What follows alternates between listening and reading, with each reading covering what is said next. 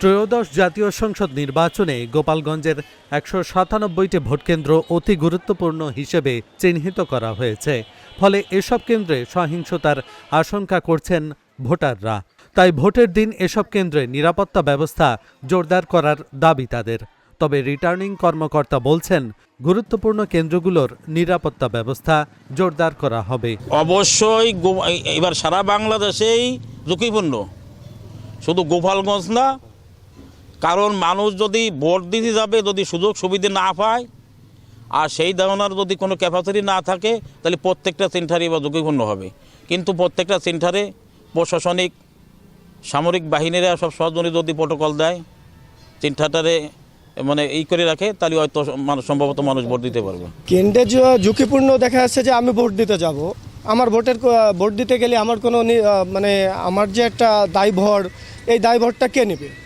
দেখা যাচ্ছে যে কেন্দ্রে হয়তো অনেক জায়গায় গ্যাঞ্জাম হবে, কিন্তু আমি দেখা যাচ্ছে যে আমি অসুস্থ বা আমি সুস্থই আছি, আমি ভোট দিতে গেলাম, আমার সাথে যে গ্যাঞ্জামটা হবে এইটা আমাকে কে ট্যাকেল দিবে?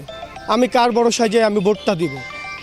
ঠিক আছে। আর সর্বোপরি কথা হচ্ছে যে আইন শৃঙ্খলা রক্ষাকারী বাহিনী যদি পর্যাপ্ত পরিমাণে নিয়োগ দেয়, যাতে কোনো দুর্ঘটনা না ঘটে, যদি নিরাপত্তা নিশ্চিত দেয়, তাহলে আমরা কেন্দ্রে যাব, আর না হলে আমরা যাব না।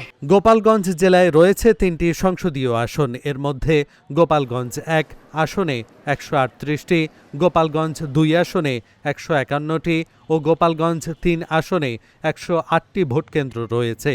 স্বাধীনতা পরবর্তী সময়ের বিগত নির্বাচনগুলোতে ভোটকেন্দ্রে বিক্ষিপ্ত ঘটনা ছাড়া বড় ধরনের কোনো সহিংসতার ঘটনা ঘটেনি।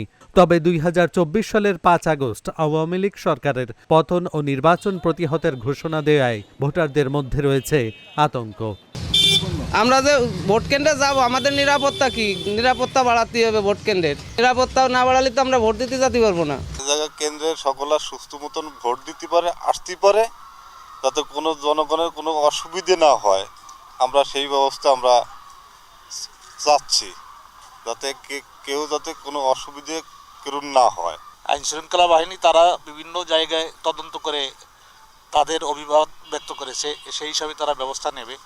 কিন্তু আমরা স্থানীয় জনসাধারণ এটাই মনে করি যে এই অঞ্চলটা শান্তিপূর্ণ এলাকা, এখানে কোনো গণ্ডগোল ফাসাদ কখনো কোনো ইলেকশন কেন্দ্রে হয় না, আমরা ঝুঁকিপূর্ণ মনে করি না। এবং আমরা ভোট কেন্দ্রে স্বাভাবিক উৎসবমুখর পরিবেশেই আসবার চেষ্টা করেছি আগে পরে, এবং আগামীতেও সেই ব্যবস্থাই হবে। শতভাগ সতর্ক থেকে বিভিন্ন বাহিনী সহ সকলকে নিয়ে সুষ্ঠু নির্বাচনের স্বার্থে কাজ করা হচ্ছে বলে জানিয়েছেন জেলা রিটার্নিং কর্মকর্তা। আমাদের আগেও দেখাচ্ছে, আবার নতুন করে দেখছি, এবং আমরা যতটুকু জানছি বুঝছি এবং আমাদের কাছে যে তথ্যপাত্র রয়েছে সব কিছু মিলে আমরা 100% নিরাপদ অবস্থানে রয়েছি। সত্যিকার অর্থে বলতে গেলে যে আমাদের ওই ঝুঁকিপূর্ণ যে বিষয়টি, ওই বিষয়টি ওইভাবে থাকছে না, কারণ আমরা সবাইকে আশ্বস্ত করতে পারি যে নিরাপত্তা বলয়ের মধ্যে সবাই আমরা আছি। কাজেই কোনো দিক থেকে কোনো বিষয়ে শঙ্কা বা দুশ্চিন্তাগ্রস্ত হওয়ার কিছু নেই। 100% সুষ্ঠু নিরপেক্ষ নির্বাচনের জন্য যে ধরনের পরিবেশ প্রয়োজন, সেই পরিবেশ আমরা এনশিওর করতে পেরেছি এবং এই পরিবেশ বজায় থাকবে। দেশের প্রেক্ষাপটে ভোটারদের নিরাপত্তা দিয়ে সুষ্ঠু নির্বাচন করাই এখন প্রশাসনের অগ্নি পরীক্ষা বলে মনে করেন সচেতন মহল। Dhaka journal, news desk.